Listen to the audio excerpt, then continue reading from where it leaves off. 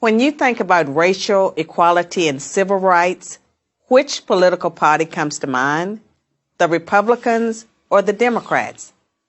Most people would probably say the Democrats, but this answer is incorrect.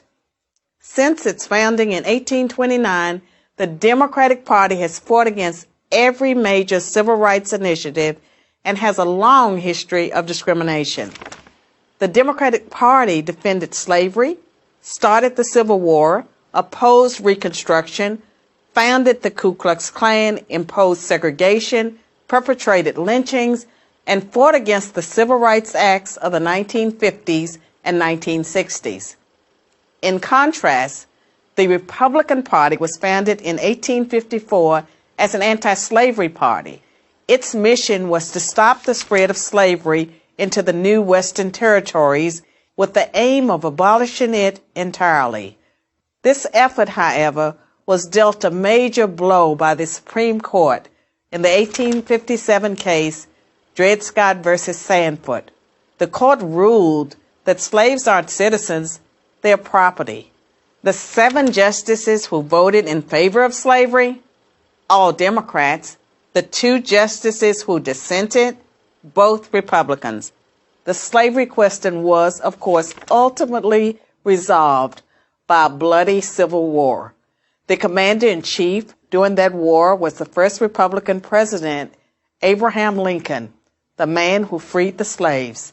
6 days after the Confederate Army surrendered, John Wilkes Booth, a Democrat, assassinated President Lincoln.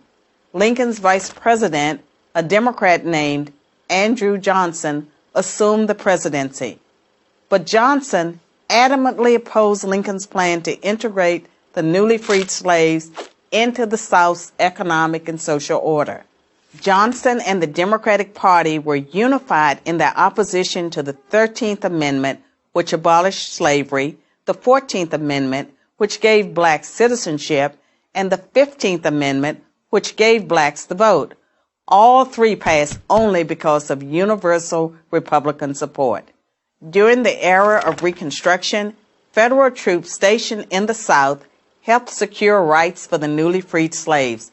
Hundreds of black men were elected to Southern state legislatures as Republicans, and 22 black Republicans served in the U.S. Congress by 1900.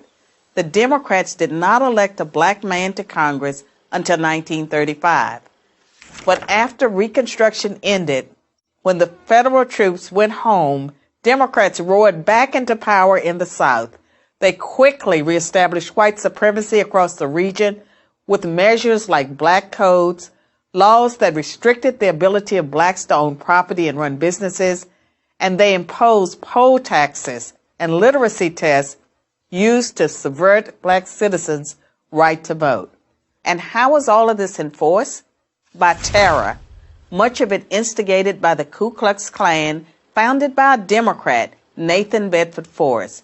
As historian Eric Foner, himself a Democrat, notes, in effect, the Klan was a military force serving the interests of the Democratic Party. President Woodrow Wilson, a Democrat, shared many views with the Klan. He resegregated many federal agencies and even screened the first movie ever played at the White House, the racist film, The Birth of a Nation, originally entitled The Klansman.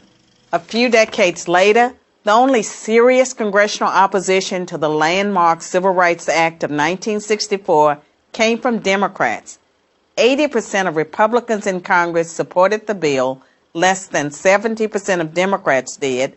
Democratic senators filibustered the bill for 75 days until Republicans mustered the few extra votes needed to break the logjam.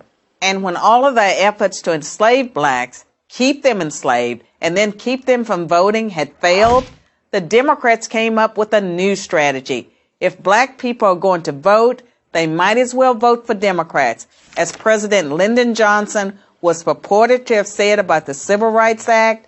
I'll have them voting Democrat for 200 years.